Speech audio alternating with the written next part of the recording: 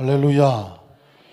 성가곡이 워낙 조용히 끝나서 끝난 줄을 몰라서 방송국에서 음을 안 올리면, 그러나 때로 우리로 하여금 이 성찬을 앞두고 그리스도의 깨어진 몸과 살을 묵상하게 하는 그런 귀한 찬양, 하나님께 영광 돌리고 우리의 큰 은혜가 된 줄로 믿습니다. 예수님을 구주로 믿으시면 아멘 하시기를 바랍니다. 2월달 새로 출발하면서 우리 모든 성도들의 가정 속에 영혼이 잘되고 범사가 형통하고 강건함이 넘쳐나시기를 주님의 이름으로 축원합니다. 특별히 가정마다 사업마다 예수의 벌이 차고 넘쳐서 악한 의감에서 일절 틈타지 못하게 하시고 성령님께서 눈동자같이 지켜주셔서 힘이 되어주시고 능력이 되어주시고 매 순간마다 분초마다 하나님의 생명의 능력으로 또 풍성하시기를 주님의 이름으로 축원합니다. 최근에 제가 인체의 여러 가지 신기한 예 가운데 하나 몰랐던 것을 깨달았습니다. 그것은 뭐냐면 눈이라고 하는 것입니다. 놀랍게도 이 눈은 정말 몰랐는데 뇌가 바깥으로 나와 있는 것이 눈이라고 하는 것입니다. 다시 말해서 이 뇌는 전부 이 뼈 안에 잘 간직되어 있지 않습니까? 아주 중요하기 때문에. 그런데 그 뇌가 인체에 연결이 돼서 바깥에 이렇게 돌출되어서 세상을 바라보고 있는 게 뭐다? 눈이라는 것입니다. 가만히 생각해 보니까 눈은 뇌와 연결이 돼서 눈으로 보는 것은 바로 이 뇌로 입력이 되고 거기서 판단하고 분석하고 결정하게 되는 거죠. 그래서 사람의 눈을 바라다 보면 그 사람의 생각이 보이고, 그렇죠? 눈을 가만히 쳐다보면 그 사람이 지금 어떤 생각을 하고 있는지, 어떤 마음을 품고 있을지 눈치를 좀 챕니다. 그래서 눈은 무슨 창? 마음의 창. 마음이 바깥으로 보여지는 것을 눈이라고 말하는 거죠. 지난 주일날 선교사님들이 설교를 하실 때 제가 이제 뒤에 앉아서 설교할 때 여러분의 눈을 일일이 볼 수는 없어요. 그런데 뒤에 앉아 있으니까 일일이 다 보였어요. 그런데 어떤 분이 다들 빛나지만 유난히 눈이 반짝반짝해갖고 그냥 눈이 많아갖고 설교를 들으신 분이 계셨어요. 그래서 참 신기하다 그랬더니 아니나 하나 카톡이 왔어요. 목사님 말씀 듣다가 제가 그 받은 은혜하고 너무 커서 그 은혜의 감격을 주체할 길이 없어서 간증으로 올린다고. 근데 이미 제가 알았어요. 은혜를 받는지 안 받는지, 하나님을 사랑하는지 안 하는지, 하나님 예배에 집중하지 않은지 아니하는지 뭘 보면 안다? 눈알을 보면 알아요. 눈빛을 보시면 알아요. 왜냐하면 하나님 은혜를 삼아서 이 눈이 바깥으로 막 튀어나와. 왜? 그 생각이 마음에 집중하려고 눈이 자꾸 하늘을 봐. 그런데 그 은혜에 관심이 없으면 벌써 눈빛이 집중이 되지를 않아요. 우리가 하나님 앞에 나왔을 때 하나님은 우리의 외모를 보지 아니하고 중심을 보신다고 그랬는데 그 중심이 어디를 보실까? 눈을 보면 중심이 보일 것 같아요. 우리 좌우 계신 분 한번 눈빛을 살짝 보세요. 이 눈빛이 지금 주님을 사모하는 눈빛인지 아니면 온갖 세상이 힘들고 어려워서 눈에 희망이 없는지 한번 따라하실 거예요. 하나님은 우리의 눈빛을 보십니다. 하나님은 우리의 중심을 보십니다. 예배 가운데 다른 것은 모르겠지만 우리의 눈빛이 하나님을 집중하고 말씀에 집중하고 말씀 붙잡고 하나님 마음으로 충만하시기를 주님의 이름으로 축원합니다. 한번 따라하실까요? 선교의 신앙으로 무장하라. 무슨 신앙으로? 어떻게 해라? 이런 제목으로 말씀의 은혜를 나누기 원합니다. 지난주 수요일날 여의도 순복음교회에서 순복음 제43차 선교대회가 시작이 됐죠. 아시는 것처럼 전 세계 600여 명이 넘는 선교사들이 파송되어 있는데 1년에 한 번 5월 달에 선교대회 때 귀임을 합니다. 선교대회에 와서 선교 보고도 하고 각 교회에 나가서 또 선교에 대한 말씀, 또 선교사들이 체험한 말씀을 선포를 합니다. 뭐 미국에서 오고 필리핀에서 오고 대만에서 오고 인도네시아에서 오고 뭐 여러 군데에서 다양하게 오셔서 말씀을 선포해 주시는데, 매번 선교될 때마다 그렇지만 이번 선교될 때마다 얼마나 가슴이 뭉클거리고 뜨거웠는지 몰라요. 왜냐하면 선교라고 하는, 누군가 목숨을 걸고 복음을 들고 나가서 복음을 전해주지 않으면 그 사람들은 평생 복음을 들어보지도 못하고 구원보도 받지 못하고 안타깝게 지옥으로 가는 영혼이 된단 말이죠. 그러니 복음을 전달해주는 선교라는 것이 얼마나 귀중한 것인가 하면, 1년에 한 번 선교대로 잃어버리는 것이 아니라 우리의 가슴 속에 이 선교에 대한 감사, 선교에 대한 열정, 선교에 대한 신앙을 우리는 매 순간마다 무장해야 되는 줄로 믿습니다. 그러다가 보니까 이런 질문이 생각났어요. 그러면 이 대한민국, 아니 우리 조선시대에 들어왔으니까 이 조선말 또 일제감정기 이 시기에 대한민국에, 우리나라에 복음을 전해준 선교사는 누굴까? 최초의 선교사는 누굴까? 어떤 나라 사람이 어떤 상황으로 우리나라에 복음을 전해줬을까? 선교해 줬을까? 여러분 궁금하지 않습니까? 눈빛이 말을 해야 되는데 궁금합니까? 궁금하지 않습니까? 궁금해야 되죠. 왜냐하면 그 손길에 그 사람의 그 피와 눈물을 통해서 저와 여러분이 예수를 믿고 구원받은 역사가 나타난 줄로 믿습니다. 그 최초의 우리나라에 복음을 전해준 선교사는 이름이 참 발음하기가 어려운데 칼 귀출라프라고 하는 사람입니다. 사진을 한번 볼까요? 귀출라프. 이걸 내가 어떻게 외우나? 귀뚜라미 나는 거네. 두 사람 비슷하죠? 귀출라프. 그럼 칼로 귀뚫을까? 그럼 어쨌든 연상을 통해서 여러분이 쉽게 외우라고 하는 것이에요. 칼로 뭐 한다고요? 귀뚫을까? 귀뚜라미 하다 보면 귀출라프가 나오죠. 이 사람이 독일 태생이에요. 독일 사람인데 장성에서 선교의 꿈을 가지고 네덜란드 선교회를 들어갑니다. 그리고 중국에 대한 선교를 합니다. 네덜란드에서 1800년대에 중국까지 비행기가 있습니까? 뭐가 있습니까? 배를 타고 장시간 선교를 간다는 것은 목숨 걸지 않고는 어려운 것입니다. 그런데 세 번의 선교를 하게 되고 그 마지막 중국을 선교하러 갔다가 조선 땅에 오게 됩니다. 조선 땅에 와서 1832년인데요. 조선 땅에 와서 한 달 동안 복음을 전해주게 됩니다. 그 당시에 언어도 통하지 않는데 복음을 어떻게 전합니까? 할 수 있는 것은 주기도문을 조선말로 한글로 번역을 해서 그것을 그냥 전해주는 것입니다. 그걸 전해주는 것입니다. 그렇게 한 달 동안 복음을 전하고 귀임을 합니다. 그러면 이렇게 생각할지 몰라요. 목사님, 한 달 와서 복음 전했다고 그게 뭐 대단합니까? 여러분, 그 첫 문을, 첫 발자국이 중요한 것입니다. 이 귀출라프가 처음 조선 땅에 와서 한 달 동안 복음을 전하고 간 다음에 그 다음에 그 유럽이나 미국에서 전 세계에서 선교사들이 이 조선의 복음을 전하기 위해서 계속해서 선교사들을 파송해 주었다는 것입니다. 1866년에는 토마스라는 목사님께서 대동강변에 와서 들어와 보지도 못하고 그 강변에서 성경을 전해주다가 그만 칼에 맞아서 순교를 하게 됩니다. 그러니까 이 땅에 처음에 와서 복음을 전하는 사람들은 목숨을 걸었어요. 그 당시 이 조선 사람들이 아니 뭐 시퍼런 양인들이 와서 뭘 들고 전해주고 하니 말도 안 통하니 뭐 서양 귀신이 왔다 배척하고 복음을 밀어냈단 말이에요. 그런데 그들이 목숨을 걸며 복음을 전해줬다는 것입니다. 뿐만 아니라 1884년에는 언더우드 아펜설로 많이 들어보셨을 것 같아요. 이런 선교사님들이 인천을 통해서 들어옵니다. 들어와서 병원도 세우고 학교도 세우고 그러면서 많은 사람들의 교회를 세워가면서 복음을 전하기를 시작을 합니다. 그건 정말 피나는 눈물이었습니다.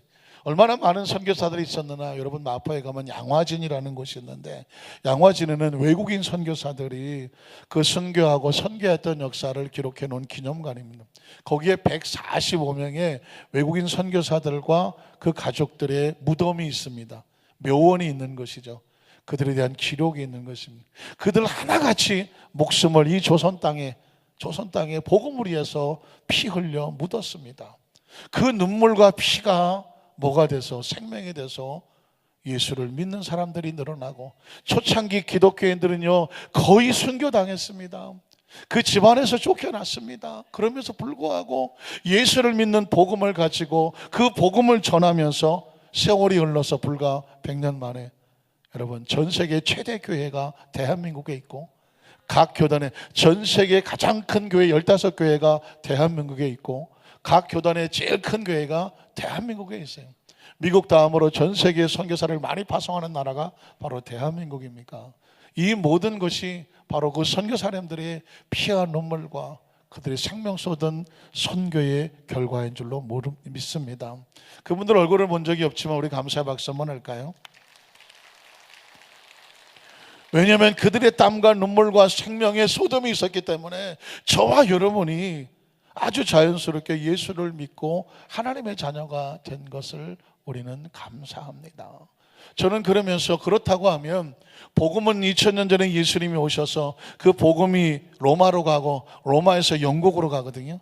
영국에서 미국으로 건너가고 미국에서 중국으로 넘어갑니다. 그 중국에서 우리나라 이 땅에 한반도에 복음이 들어오게 되는 것입니다. 그 복음이 전하오는데 1800년, 1900년이 걸리는 것입니다. 그 1800년, 1900년 동안에 한 사람이라도 복음 전하기를 스톱했다고 하면 이 한반도에 복음이 들어오지를 못했을 겁니다. 그러면 그 끊임없이 수천 년 동안에 복음을 들고 저와 여러분을 사랑하기 위해 사랑하시고 건져내기 위해서 그 선교의 그 놀라운 열정으로 힘을 밀어붙인 분이 누굴까? 그게 궁금한 거죠. 우리 첫 번째로 이 하나님과 단절된 하나님 백성들에게 복음의 사역을 전해주기 위해서 선교사를 파송하신 분은 하나님이시다. 선교의 본침, 선교의 마음, 선교의 출발은 누구라고요? 하나님께서 하시는 것입니다. 선교라고 하는 것은 끊어진 것을 연결시키는 것 같습니다. 성경에 보면 아담과 하와가 하나님께 범죄함으로 하나님의 축복, 하나님과 단절됩니다. 창세기 3장 6절로 8절을 보면 여자가 그 나무를 본즉 먹음직도 하고 보암직도 하고 지혜롭게 할 만큼 탐스럽기도 한 나무인지라 여자가 그 열매를 따먹고 자기와 함께 있는 남편에게도 주매 그도 먹은지라 이에 그들의 눈이 밝아져서 자기들이 벗은 줄을 알고 무화과 나무 잎을 엮고 치마로 삼았더라. 그들이 그날 바람이 불매 동산에 거니시는 야훼 하나님의 소리를 듣고 감사해요? 감사하지 않아요? 하나님의 소리를 듣는데 하나님이 찾아오시는데 하나님을 만나는데 안타깝게도 그 마음이 하나님 마음을 품고 있는 사람은 달려나가게 되지만 그 마음에 하나님과의 단절이 되고 말씀에 불순종한 사람은 하나님과 끊어진 사람은 어떻게 되냐면 아담과 그의 아내가 야훼 하나님의 낯을 뭐 하게 됩니까? 피하게 됩니다. 동산나무 사이에 숨었다.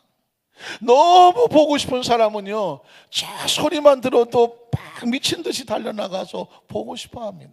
그러나 왠지 마음에 죄책감이 있고 양심에 꺼린 것이 있으면 그 사람이 다가올 때 어떻게 할까요? 낯을 피하게 됩니다. 아담과 하와가 범죄함으로 하나님과의 관계가 끊어지고 낯을 피하는 관계가 됐죠. 그러면 어떻게 될까요? 하나님이 주시는 축복이 단절이 됩니다. 17절로 19절을 보면 아담에게 이르시되 네가 네 아내의 말을 듣고 내가 내게 먹지 말란 나무 열매를 먹었은즉 땅은 너로 말미암아 저주를 받고 너는 내 평생에 수고하여야 그 소산을 먹으리라. 땅이 내게 가시덤불과 은공키를 낼 것이라. 내가 먹을 것은 마치 채소인즉 내가 흙으로 돌아갈 때까지 얼굴에 땀을 흘려야 먹을 것을 먹게 될 것인데 내가 그것을 취함을 입었습니다. 얼마나 허망합니까? 너는 흙이니 흙으로 돌아가는. 사람은 흙으로 육체가 지어졌고 그리고 하나님의 영이 우리 속에 들어와 있습니다. 하나님을 섬기면 우리 영이 살아서 우리는 영적인 존재가 되고 하나님과 교통하게 되는 것입니다. 그런데 하나님을 믿지 아니하고 말씀에 불순종 하나님과 단절되면 뭐가 끊어집니까? 영이 끊어져 버립니다. 육체의 흙만 남게 됩니다. 그러니까 하나님께서 영이 죽었으니 너는 흙일 뿐이다. 그러니 흙으로 돌아가라. 영이 단절되고 하나님과의 관계가 단절되면 에덴 동산의 축복이 단절이 됩니다. 22절로 24절을 보면 야훼 하나님이 이르시되 보라 이 사람이 선악을 아는 일에 우리 중 하나같이 되었으니 그가 그의 손을 들어 생명나무 열매도 따먹고 영생할까 하노라 하시고 야훼 하나님이 에덴 동산에서 그를 내보내었다, 추방했다, 단절됐다는 것입니다. 그의 근원이 된 땅을 갈게 하시더라. 이같이 하나님이 그 사람을 추방 쫓아내시고 에덴 동산 동쪽의 그룹들과 두루도는 불칼을 두어 생명나무 길을 지키게 하시더라. 더 이상 그들을 에덴에 받아들이지 않았다는 것입니다. 여러분, 삶을 살아가면서 가장 가슴 아프고 위험한 일이 뭔지 아십니까? 단절되는 것입니다. 예전에 가만히 생각해 보니까 지금은 뭐 전기도 풍성하고 수도도 풍성을 해서 뭐 전기 나가는 일이 별로 없고 또 뭐 단수되는 일이 별로 없지 않습니까? 기껏해야 아파트 물탱크 청소한다고 몇 시간 뭐 단수합니다. 뭐 그런 일도 있고, 또 혹시 뭐 엘리베이터 점검한다고 전기를 꺼놔서 엘리베이터가 스톱하는 일이 있습니다. 이것도 굉장히 불편해하죠. 그러나 여러분, 혹시 기억하십니까? 예전에는 전기가 별로 없었지 않습니까? 조그만 백열 전구 하나 달랑 달아놓고 그것도 전기가 제대로 안 들어서 끊어질 때가 한두 번이 아닙니다. 항상 집안에 뭐가 있어야 돼요? 초가 있어야 되고 성냥이 있어야 됩니다. 그래서 여러분, 예전에는 이사 가는 집에 항상 뭘 사갔나요? 초 사가고요, 성냥 사갔어요. 그 집안에 가보면 이 뭐 벽장 같지도 않은 위에다가 선반 하나 거놓고 거기에 팔각 성냥 무슨 양초 해갖고 초하고 양초가 가득 있었어요. 그래서 그걸 보면 든든합니다. 왜? 뭐가 나가도, 전기가 나가도 양초. 그래서 양초 뭐 여기 꽂고 저기 꽂았던 그런 기억이 납니다. 그런 시절에 살았어요. 그러다가 전기가 들어오면 어때요? 와, 너무 신나는 거예요. 이렇게 화나니까. 이런 마찬가지입니다. 수도도 별로 물이 수도 없이 그냥 안 나와서 시도 없이 때도 없이. 그래서 여러분, 물 안 나온다면 어떻게 합니까? 물통이란 물통은 다 받아놓고, 그리고 예전에는 우물을 길었어요. 가만히 생각하면 저도 오래 살았네. 우물도 알고 두레박도 알고 양초도 알고. 우리 중등부 학생들 오면 단조는 뭐고 단수는 뭐냐 아마 기억도 못할 거예요. 사실은요, 이 풍성하니까 그래요. 그러다가 한번 단절되면 얼마나 힘드니까. 말이 나온 김에 여러분 어떻습니까? 옛날엔 연탄도 많지 않았습니다. 겨울 되면 무조건 제일 먼저 뭐부터 채워놔야 돼요? 광에다가 연탄부터 사다 놔야 돼요. 연탄이 만약에 공급이 안 돼서 못 사면은 한겨울에 추위에 떠는 얼마나 고통되는지 모릅니다. 이런 것처럼 단절이라고 하는 것은 무서워요. 우리 몸의 문제도 뭐가 문제입니까? 신경이 끊어지면 마비되는 것입니다. 위가 막히면 체하는 거죠. 혈관이 막히면 동맥경화에다가 뇌경색 오는 것입니다. 어느 부분인지 막혀지면 문제가 되는 거예요. 여러분, 하나님과 막혀지면 이런 상황이 됩니다. 에레미야 17장 5절로 6절을 보면 야훼께서 이와 같이 말씀하시니라. 무릇 사람을 믿으며 하나님을 믿지 않아요? 육신으로 하나님이 아닌 자신의 힘으로 그의 힘을 삼고 마음이 누구에게서? 하나님에게서 떠난 그 사람은 무엇을 받나요? 저주를 받나요? 저주가 도대체 뭘까요? 그 다음 절을 보면 그는 사막에 떨긴 나무 같다. 여러분, 저주라는 게 딴 게 아닙니다. 사막에는 물이 있어요, 없어요? 물이 없어요. 그런데 거기에 나무가 심겨져요. 이 나무는 잘 될까요? 죽을까요? 이건 죽어요. 사막에 떨긴 나무, 이건 끝이에요. 그런데 사막에 떨긴 나무 같아서 좋은 일이 오는 것을 보지 못하고 광야 간조한 곳, 건건한 땅, 사람이 살지 않는 땅에 산다는 것입니다. 하나님과 단절되면 절대로 사람은 행복한 삶을 살아갈 수가 없습니다. 혹시 물을 떠난 고기가 살 수 있다 하여도 예수 떠난 사람은 살 수 없어요. 아주 어려울 때 그런 복음성가를 불렀습니다. 그렇습니다. 하나님의 사람들은요, 하나님이 공급을 해 주셔야 사는 것이죠. 그래서 공급이 끊어지면 어떤 일이 벌어지냐면 요한복음 15장 4절로 6절에 보면 너희는 반드시 내 안에 거하라. 나도 너희 안에 거하리라. 가지가, 나뭇가지가 어디에? 포도나무에 붙어 있지 아니하면 어떻게 될까요? 스스로 열매를 맺을 수 없음 같이 너희도 내 안에 있지 아니하면 그러하리라. 나는 포도나무요. 기억하십시오. 예수님과 우리의 관계는, 하늘나라와 우리 관계는 나는 포도나무요 너희는 가지라. 그가 내 안에 내가 그 안에 거하면 이 사람은 열매를 많이 맺나니 나를 떠나서는 너희가 뭐 할 수 없어요? 아무것도 할 수 없어요. 물고기는 물에 살 수 있도록 되어 있죠. 이건 자연의 법칙이에요. 물을 떠난 고기는 절대로 못 살아요. 영혼은 하나님을 떠나서는 아무것도 할 수가 없어요. 그래서 여러분 6절에 보면 뭐라고 말하냐면 사람의 내 안에 거하지 아니하면 가지처럼 말라 줄기에서 끊어진 가지처럼 밖에 버려져 말라 비틀어지니 어떤 신세가 될까요? 사람들이 그것을 모아다가 불에 던져. 여기서 사람들은 마귀요 귀신이에요. 하나님을 떠나 말아버린 그 영혼들은 불은 어디를 상징할까요? 지옥을 상징하죠. 불에 던져 살게 된다는 것입니다. 그러니까 하나님을 떠난 이 공급이 끊어지면 그게 저주가 되는 것이. 그러니 하나님께서는 자기 백성들이 이런 끊어진 상태 되기를 원하지 않잖아요. 그들을 찾아가서 연결해서 그 복을 회복을 시키기를 원하시거든요. 원래 하나님은 우리가 이렇게 살기를 원하셨습니다. 에레미야 17장 7절로 8절을 보면 그러나 무릇 야훼를 의지하며 야훼를 의뢰하는 그 사람은 무엇을 받아요? 복을 받을 것이다. 그러면 성경에서 말하는 복이 뭘까요? 그 다음 절을 보면 그는 어디에 심어진 나무? 물가에 심어진 나무였습니다. 아까는 어떤 나무였죠? 사막에 심겨진 나무였어요. 사막에 심겨진 나무는 공급이 끊어진 나무요. 물가에 심겨진 나무는 항상 뭐가 있는?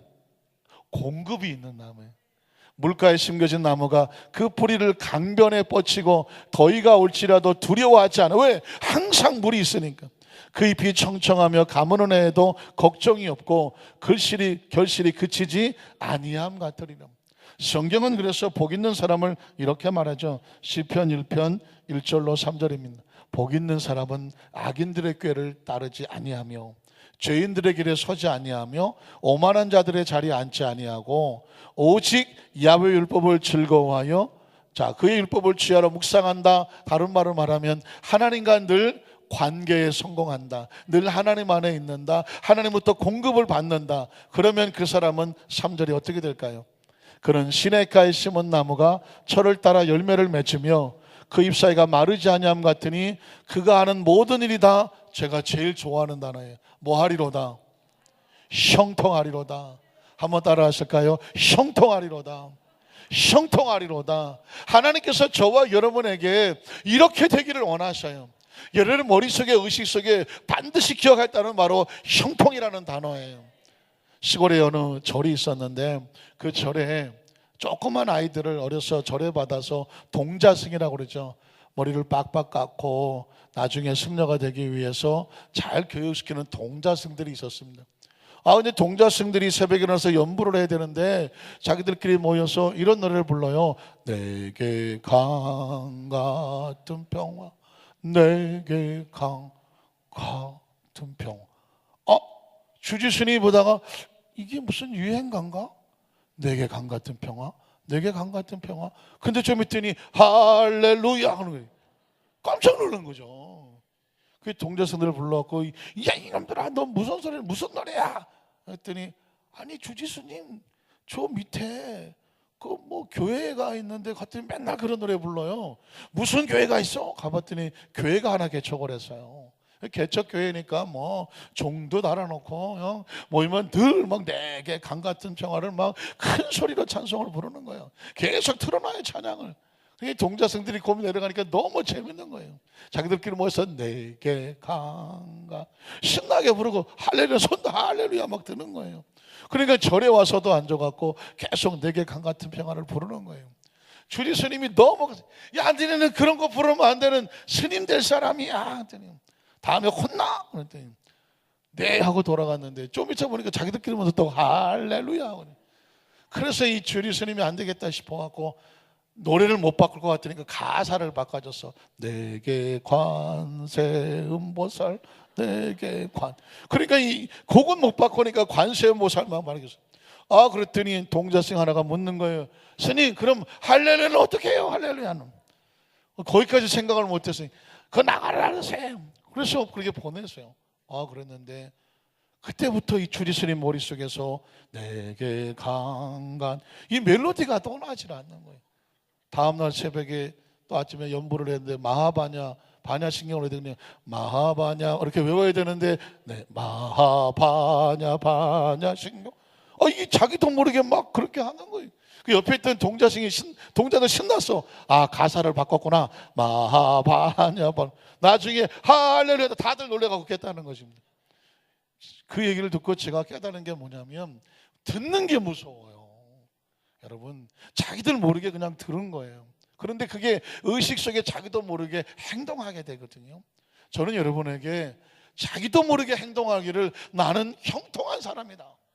한번 따라하세요. 나는 형통한 사람이다. 나는 형통한 사람이다. 아, 제가 이름을 바꾸려고 그랬다니까요. 저도 이름을 바꿔볼까 했는데 생각난 나는 하나밖에 없어. 형통. 김형통 목사 했으면 좋겠더라고. 아, 그래 제가 그렇게 한번 설교를 했더니 어떤 집사님 찾아오셔서 아니 목사님 이름 바꾼다면요? 그래서 왜요? 그랬더니 이름이 통통이가 뭐예요? 통통이. 아, 지금도 통통해요. 그래. 아니 내가 언제 통통이로 바꾼다 그래서 형통이로 바꾼다 그랬지. 아, 나 또 몰랐네요. 그래. 성도들은 또 저 통통이로 바꾸는 줄 알았는데 통통이 아니고 형통이요. 그랬는데 제가 그냥 이름 안 바꾸기로 했어요. 그러나 항상 얘기해요. 옆에 분 이렇게 말씀해 주세요. 당신은 형통할 사람입니다. 형통해야 되는 사람입니다. 당신 이름은 형통입니다. 그냥 당신 보니까 형통해 보입니다. 믿으십니까? 이게 하나님의 마음이에요. 하나님은 저와 여러분이 형통하기를 원합니다. 시냇가에 심은 나무처럼. 그러면 이 사막의 떨기나무 같은 인생들에게 시냇가에 심은 나무처럼 하나님 나라를 연결해주는 선교사가 필요하잖아요. 그 하나님이 파송한 선교사가 바로 예수 그리스도라는 것입니다. 한번 따라 하실까요? 예수님은 하늘나라 선교사로 이 땅에 오신 분입니다. 예수님은요 원래 하늘에서 오신 분이에요. 요한복음 1장 1절로 4절을 보면 이 태초에 말씀에 계시니라, 이 말씀이 하나님과 함께 계셨습니다. 말씀은 예수 그리스도를 상징하는데 이 예수 그리스도 하나님과 함께 계셨고 이 말씀은 예수님은 곧 하나님이시니라. 그가 태초에 하나님과 함께 계셨고 예수님이 태초에 함께 계셨고 만물이 예수 그리스도로 말미암아 지은 바 되었으니 지은 것이 하나도 예수 그리스도 말씀이 없이는 된 것이 없느니라. 그 예수 그리스도 안에 생명이 있었으니 이 생명은 사람들의 빛이라. 그 빛이 9절에 보면 이 땅을 찾아옵니다. 9절이요. 참빛 곧 세상에 와서 각 사람에게 비추는 빛이 있었다. 이 말을 다른 말로 말하면 말씀이 육신이 됐다고 말하죠. 14절에 보면 말씀이 육신이 되어 그 참빛이 이 세상에 와서 육신이 되어 우리 가운데 거하심에 우리가 그의 영광을 보니 아버지의 독생자 하나님의 아들의 영광이요 예수 그리스도시죠. 은혜와 진리가 충만하더라. 예수님은요 하나님의 나라에서 오신 분이에요.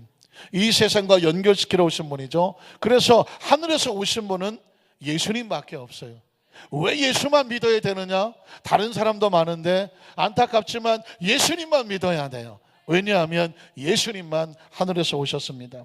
요한복음 3장 13절로 15절에 보면 하늘에서 내려온 자 곧 인자 예수 그리스도 외에는 하늘에 올라간 자가 있어요 없어요? 없어요. 오직 예수님이에요. 14절에 보면 그래서 모세가 광야에서 뱀을 든 것 같이 인자도 십자가에 들려야 하리니 이는 그를 믿는 자마다 하늘에서 오시고 하늘에 가시는 예수 그리스도를 믿는 자마다 무엇을 얻어요? 영생을 얻게 하려 하십니다.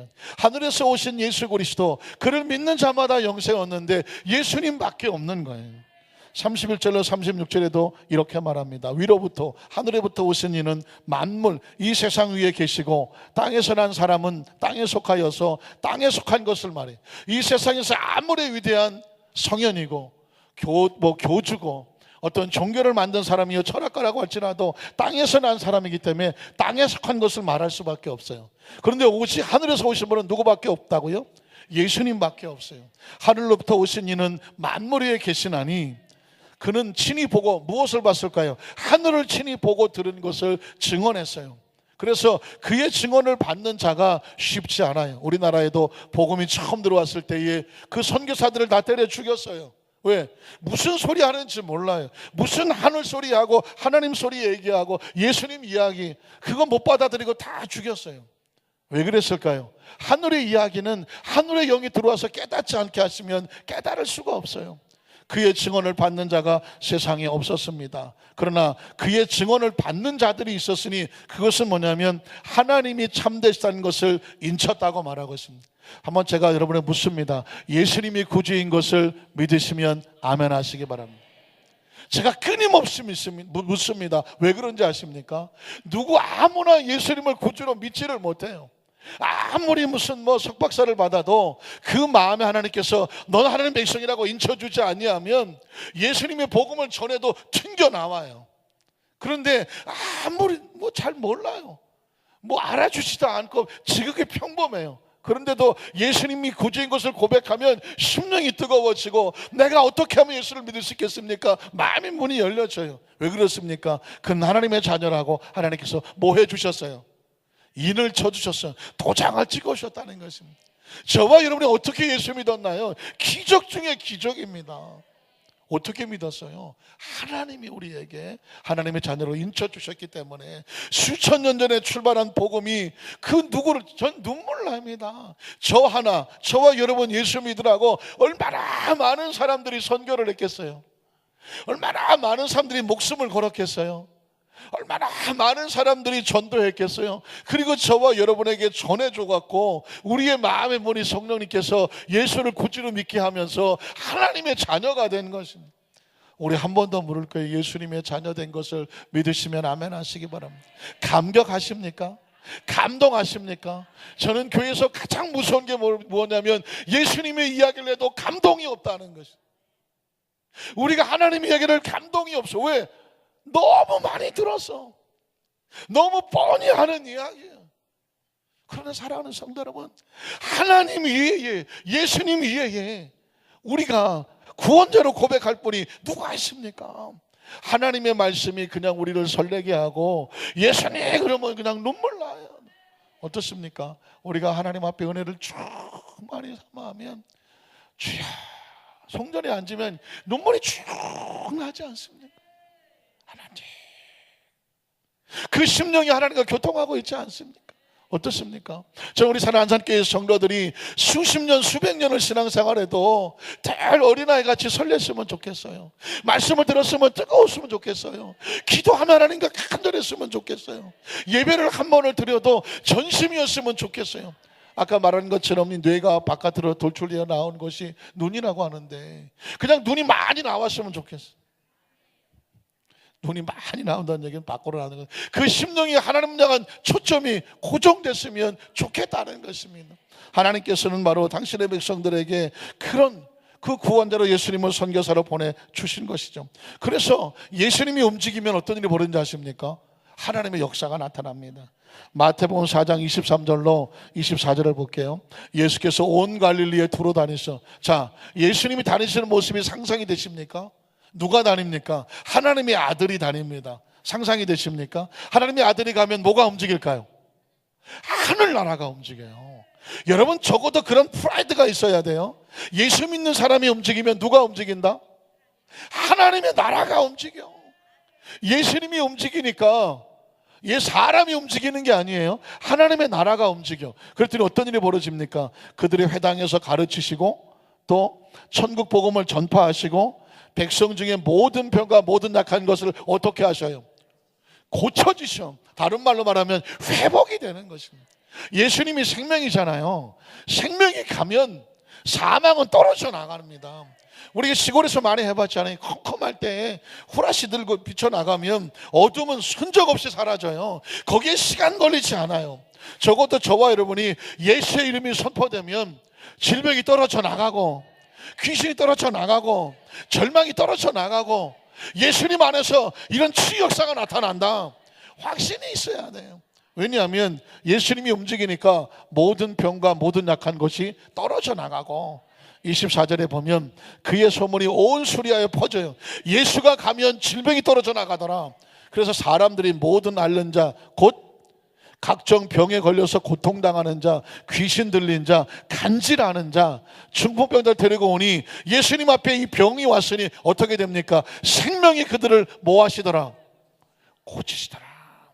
왜 말씀이 이게 기록되어 있습니까? 너희 중에 병든 자가 있느냐? 연약한 자가 있느냐? 어떻게 알아? 예수의 생명 앞에 무릎 꿇어라. 예수의 생명이 너희를 뭐하시리라? 회복을 시켜주신다고 말했습니다. 마태복음 8장 14절로 17절을 보면 예수께서 베드로의 집에 들어가셨습니다. 자, 사람이 들어간 게 아니에요. 하나님의 나라가 움직이고 있습니다. 그의 장모가 열병을 알아놓은 것을 보고, 열병은 뭐냐? 생명이 깨져가고 있는 것입니다. 그래서 그 생명이 깨져가는 것을 보고 이 생명이 어떻게 합니까? 그의 손을 뭐 해요? 만지셨어요. 열병이 어떻게 됩니까? 떠나갑니다. 떠나가는데 저항합니까? 떠나가는데 시간 걸립니까? 떠나가는데 다른 현상이 있습니까? 여러분, 제가 늘 빛을 비추면 어둠이 떠나가는데 저항합니까? 시간 걸립니까? 뭐가 필요합니까? 빛이 들어오면 어둠은 자동이에요. 딱 17명 하면 하시니. 빛이 들어가면 어둠은 떠나가는 건 자동이에요. 생명이 들어가면 사망은 저절로 떨어져 나가는 거예요. 살아있다는 것은 죽지 않았다는 것이고, 죽었다는 것은 생명이 없다는 것입니다. 생명과 생과 사는 정반대예요. 그러니 예수님이 움직이면 질병이 떠나가는 거예요. 여인이 일어나서 예수께 수정을 들더라. 이유가 뭔지 아십니까? 저물매 사람들이 귀신 들린 자를 많이 데리고 예수께 오거늘 예수께서 말씀으로 귀신들을 쫓아내시고, 귀신은 악한 권세예요. 말씀은 하나님의 권세예요. 하나님의 권세가 예수 이름으로 선포되면 악한 권세가 떨어져 나가는 것입니다. 병든 자들을 어떻게 고칩니까? 다 고쳤다고 말하고 있습니다. 여러분, 그러니까 병은 악한 세력이에요. 생명을 깎아 먹으니까. 그러니 이 악한 세력을 깎아 먹는 세력을 물리치려면 강한 세력이 필요해요. 그 강한 세력이 어디 세력입니까? 하나님의 세력이에요. 예수님은 하나님의 세력을 자기 백성들에게 부어주시려고 오신 것입니다. 17절을 보면 이유가 있습니다. 이는 선지자 이사야를 통하여 하신 말씀에 우리 연약한 것을 어떻게 친히 담당하시고 병을 어떻게 합니까? 짊어지셨다는 거예요. 혹시 여러분 시골에서 소가 밭을 갈거나 논을 가는 걸 보셨습니까? 큰 어미소에다가 위에다가 멍에를 딱 걸죠. 그렇게 되면 그 짐을 끌어 가는데 그 옆에 송아지가 한 마리 붙습니다. 송아지 옆에 있어요. 그러면 그 거대 어깨 나무에 있는 멍에 요크라고 하는 건, 이 멍에는 어미소에게도 걸려 있습니다. 아이소에는 걸려 있지 않아요. 그러면 힘은 누가 쓰고? 어미소가 씁니다. 뒤에서 이리야 해봤나? 하면 소가 막 갑니다. 힘은 어미소가 쓰는 거예요. 그리고 옆에 있는 송아지는 자기는 힘도 안 쓰지만 폼은 누가 잡아요? 송아지가 잡고 갑니다. 이게 바로 예수님께서 그 모습을 보셨던 것 같아요. 수고하고 무거운 짐자들아 다 내게로 오라. 내가 너희를 편히 쉬게 하리라. 짐은 예수님이 지시겠다는 것입니다. 폼은 누가 잡아라? 폼은 네가 잡아라. 저와 여러분에게 모든 연약한 것과 병은 누가 짊어져 주십니다. 예수님이 짊어질 때니 건강은 누가 해라? 너희는 건강할지어다. 이게 예수님의 생명입니다. 마태복음 9장 35절로 38절에도 보면 예수께서 모든 도시와 마을에 두루 다니시고 그들의 회당에서 가르치시며 천국 복음을 전파하시며, 그러니까 예수님이 움직이면 하늘이 움직이는 거죠. 복음이 움직이는 거죠. 말씀이 움직이는 거예요. 그럼 어떤 일이 벌어집니까? 빛이 움직이고 생명이 움직이니까 모든 병과 모든 약한 것은 어떻게 해야 돼요? 떨어져 나가야 하죠. 떨어져 나가야 돼요. 지금 저와 의식과 사고 속에 예수님은 뭐다? 생명이다. 예수님은 빛이다. 저와 여러분 의식과 사고 속에 예수님의 생명이라는 의식이 가슴에 들어와야 돼요. 그리고 이 생명이 움직이면 질병이 떨어져 나간다. 생명이 들어와야 내 몸에서 병이 사라지지 않습니까? 그래서 그 다음 절에 보면 뭐라고 말합니까? 무리를 보시고 불쌍히 여기시니 이는 그들이 목자 없는 양과 같이 고생하며 기진함이라. 이에 제자들에게 이르시되 추수할 것은 많은 병자를 고쳐야 돼요. 그런데 일꾼이 적으니 어떻게 해요? 그러므로 추수하는 주인에게 청하여 추수할 일꾼들을 보내주소서 하라 하시니라. 예수님은 더 많은 사람들에게 축복이 회복되기를 원합니다. 자, 예수님이 선교사라는 것은 하늘나라와 이 땅과 단절됐던 하늘의 축복을 뭐 하시기 원하신다? 회복하기를 원하십니다. 1980년대에 모 교단이, 제가 교단 이름을 얘기하기 또 그래, 이제 모 교단과 우리 순복음 교단이 이단 시비가 붙어서 10년을 쌓아왔습니다. 그래서 여러분 아마 80년대에 여의도 순복음교회는 이단이다, 순복음교회 이단이다 하면서 많은 사람들이 아마 막 그렇게 뭐 시끄럽게 했었던 적이 있었습니다. 이유는 뭐냐면 70년, 80년대에 순복음교회가 막 1년에 10만, 막 20만, 30만 하는데 70만, 80만까지 교회가 부흥되다가 보니까 많은 교단에서 그 교회 성도를 뺏기는 것이 아니냐. 그래서 순복음교회 가지 마라. 그 교회 이단이다. 그 성도들이 물었습니다. 그 교회가 왜 이단입니까? 그랬더니 그 교회는 축복받는 거 가르친다. 그래서 왜냐하면 그 전에 한국교회 영성은 뭐냐면 순교자적인 영성이었어요. 청교도적인 영성이었습니다. 그리스도는 경건하게, 가난하게, 그리고 예수님 십자가 지셨으니까 우리도 십자가 지는 고난의 신앙을 져야 된다고 말했습니다. 틀린 말은 아니에요. 스스로 고난을 당하고 스스로 청빈하고 스스로 가난을 선택하고 그리고 경건하게 살기 위해서 그런 신앙을 지키는 건 절대로 나쁜 것 아닙니다. 그러나 복음의 핵심을 몰랐어요. 복음의 핵심은 뭐냐면 잃어버렸던 그 축복을 하나님이 예수님을 통해서 회복을 시켜주시는 거예요. 죄인을 용서하지 않습니까? 회복입니다. 연약한 자에게 성령을 써서 지혜롭고 능력있게 하지 않습니까? 회복입니다. 병든 자를 치유해서 건강하게 하지 않습니까? 이건 회복입니다. 예수님의 사역은 그 사역이었습니다. 가난한 자들에게 그 비어진 것을 채워주시고 복 있게 하시는 것은 예수님의 사역이었습니다. 근데 그게 못마땅했다는 것입니다. 예수님은 그러나 복을 주시는 분이에요. 천국도 마찬가지입니다. 예수 믿기 전에 천국을 잊어버렸지만 예수 믿고 나서 천국이 회복이 되지 않습니까? 예수님 말씀하신 내가 길이야, 진리야, 생명이야. 나로 말미암지 않고 아버지께로 갈 자가 없어. 오직 예수님이라는 것입니다. 그러니까 예수님은 뭐냐? 하나님의 잃어버린 축복을 뭐 하시는 분이다? 회복시켜 주시는 분입니다. 그런데 왜 순복음교회를 가지고 그런 얘기를 했냐면 축복을 왜 예수 믿고 축복받으려고 하느냐. 예수 믿고 거룩하고 경건하게 살아야 된다. 거룩과 경건을 주장하다 보니까 축복과 치유를 인정을 안 했다는 것입니다. 그러나 성경을 뒤져보니까 뭐예요? 예수님은 죄인을 용서하고 병든 자를 고쳐주시고 베세다 광야처럼 비어진 곳을 채워주셔서 복 있게 하시는 것입니다. 세월이 10년 지나고 난 다음에 많은 그 다른 교파에서 제가 깜짝 놀란 것은 더 많이 성도들을 병낫기를 기도하고 더 많이 축복해달라고 기도를 해요. 제가 아는 후배 장로교 목사님 한 사람은요, 그 교회는 어떻게 예배드냐면 1시간을 찬양을 해. 예배 전에 1시간을 설교를 해. 그리고 1시간을 기도를 해. 예배가 최하 3시간이에요 그렇게 기도를 해. 그렇게 말씀을 전하고 그렇게 찬양을 해. 아멘 하시는 성도들 계십니다. 그래서 제가 그 목사에게 물었어요. 장로교인데 아니 그렇게 예배 드리면 성도들이 와 예배를 드리러 그랬더니 목사님 무슨 소리예요? 우리 성도는요 더 찬송해달라, 더 설교해달라, 그리고 막 더 기도해달라고 그래요. 그래서 아예 1년에 몇 차례씩 따로 기도원 가갖고 하루 종일 찬양하고 하루 종일 기도하고 하루 종일 예배 드려요. 한 사람도 아멘 없잖아요 우리 교회에서는요. 그래서 깜짝 놀랐어요. 그래서 저한테 목사님 순복교 목사님이니까 언제 우리 교회 오셔서 설교 한번 해주세요. 그럼 1시간 찬양해야 돼? 그럼요. 설교 1시간 해야 돼? 그럼요. 기도 1시간 해야 돼? 그럼요. 내가 나중에 시간 나면 갈게. 제가 얘기를 안 가졌어요. 여러분 왜 그러십니까? 깜짝 놀랐어요. 이제는 전세가 바뀌었어요. 순복음교회 성도들에게 1시간 설교하면 버텨요? 목사님 난리 납니다. 1시간 찬양해 보세요. 언제 예배 드려요? 1시간 기도시켜 보세요. 교구버스 타고 빨리 약속하고 가야 되는데 3시간 버티고 앉아있을 사람 얼마나 있겠습니까?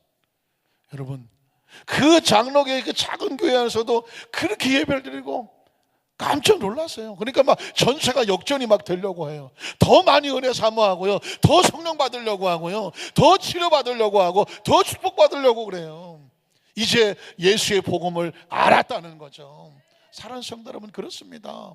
여러분 엊그저께 국민일보 신문에 보니까 아랍의 신문에 대문짝 막 이렇게 일면에 실은 기사가 뭐냐, 한국 교회의 청년들이 종교를 떠나는 이유 3가지, 그걸 갖다가 아랍의 신문에서 한국 교회에 대해서 한국에 있는 종교 상황을 그렇게 실태를 해놨습니다. 사실은 한국 종교가 아니라 기독교를 공격하려고 하는 것이죠.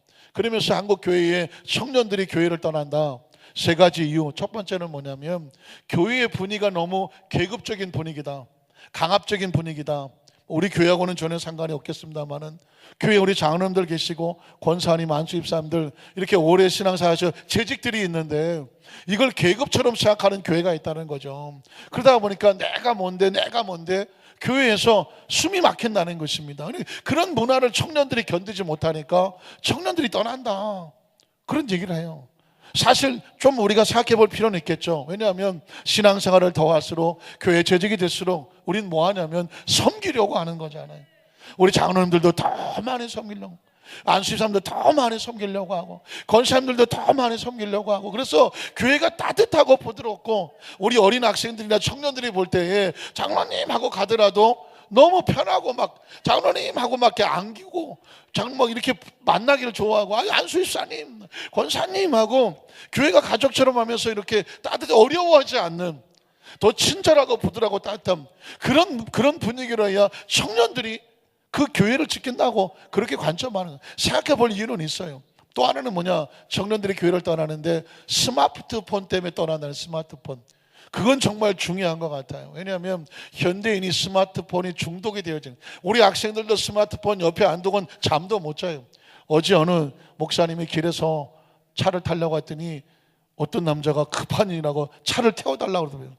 그래서 어디 가는데 그랬더니 너무 급하다고 빨리 태워달라고. 어쩔 수 없어 목사님이 어디 가냐 했더니 여기 뭐 자동차 터미널, 버스 셰프 터미널 간다고. 가면서 물었대요. 터미널 왜 이렇게 급하게 가시는데, 우리 마누라가 핸드폰을 안 가져갔다고. 저 대전을 갔는데 핸드폰 안 가져갔고 얼마나 걱정하겠냐고. 내가 지금 마누라 핸드폰 갖다 주려고 CF에서 가서 지금 대전까지 버스 타고 와야 된다고. 목사님이 너무 허망했어. 아니 무슨 뭐 누가 죽어가기나 하거나 급한 건 줄 알고 차 태워다 앉아서 태워줬더니 자기 마누라 핸드폰 갖다 준다고, 그거 옆에 태줬다고. 나 이게 어떻게 된 거야 이러면. 근데 여러분 정작 우리 학생들도 어떻습니까? 핸드폰 없으면은요 단 1분도 못 견뎌요. 그 청년들도 마찬가지고. 그래서 뭐 합니까? 예배 시간에 이 핸드폰이 떠나질 않아. 그래서 어쨌든 가만히 있다가 고개를 이렇게 숙인 사람 보면 핸드폰 보는 사람이 어떻게 하느냐? 핸드폰 키면 얼굴에 빛이 이렇게 나. 그래서 제가 이렇게 보면 빛이 나. 그러니까 사실은 크리스찬들도 정말 조심해야 될 것 같아요. 왜냐하면 핸드폰에 중독이 되다 보니까 예배 시간 앉아서 예배 드리는 동안에도 수도 없이 핸드폰이 궁금해서 견딜 수가 없어. 까똑거려. 그래, 그리고 뭐 무슨 스타그램 무슨 북 해갖고 이걸 아무런 내용도 없는데 이걸 해야 돼. 여러분 이게 아무것도 아닌 것 같지만 신앙생활에는 아주 무서운 거예요. 그래서 오죽하면 아랍의 신문에서 한다는 소리가 한국의 청년들이 교회를 떠난다. 핸드폰 때문에, 그 스마트폰 때문에 떠난다. 이건 치열한 영적 전쟁입니다. 그 세 번째는 뭐냐면 크리스찬들이, 그 청년들이 교회에서 직장을 안 구해주기 때문에 교회를 떠난다. 이렇게 또 쓰고 있는 거죠. 그러니까 그 속에는 이슬람이 아주 교묘한 소리가 있는데 뭐가 들어있을까요? 이슬람에 오면 청년들이요 직장을 구해준다. 근데 그게 뭐냐면 IS 테러리스트를 만드는 거예요. 먹여주고 재워준다고 하면서. 여러분 굉장히 중요한 일이 저는 생각합니다. 교회에서 직장을 구해주는 게 아니라 하나님이 직장을 구해줍니다. 저는 제 청년 시절, 중고등학교 시절에 가보니까 한 100명, 150명 우리 친구들이 어려서부터 같이 자랐어요. 그래서 걔네들이 뭐 부모도 변변치 못하고 어떻게 될까? 세월이 지나서 보니까요 그 150명 절반은 미국 살아요. 미국 살아 잘 산다는 것이 아니라 미국과 자기들 꿈 막 펼치고 살아요. 그리고 한국 애들도 놀랍게도 다 사업하면 살아요. 제 부모를 알고 내가 저 집안을 아는데 다 복을 받고 살아요. 제가 어릴 때 다니던 교회 문 닫았어요. 교회는 없어졌어요. 그런데 거기서 신앙생활하고 믿음으로 살던 친구들은 다 복을 받았어요. 그 친구들이 했던 거 하나도 없어요. 좋은 대학 나오고 뭐 좋은 집안 아니에요. 순수하게 하나님 믿는 거 하나에 목숨 걸었던 아이들이에요. 그런데 하나님이 책임지셨어요. 우리 중등부 학생들, 고등부 나중에 직장 뭐 어떻게 하나 걱정할 일은 난 하나도 없다고 생각해요. 하나님이 채워주실 거예요. 상투적으로 하는 말이 아니에요. 하나님은 자기 백성을 반드시 채워주십니다. 말씀을 정리하기를 원합니다. 선교는 하나님의 마음이에요. 예수님은 선교사예요. 성령님은 우리가 선교의 마음이 끊어지지 않도록 늘 충만하게 이끌어 가시는 힘이에요. 우리 안산교회 모든 성도들 가슴 속에 선교라는 것은 행사도 아니고 이벤트도 아니고 절기도 아니에요. 하나님의 마음이고 평생 이 마음 붙잡고 하나님 앞에서 보내는 선교사가 되든 아니면 파송된 선교사가 되든 축복의 통로들 되시기를 주의 이름으로 축복합니다. 기도하겠습니다. 전능하신 하나님,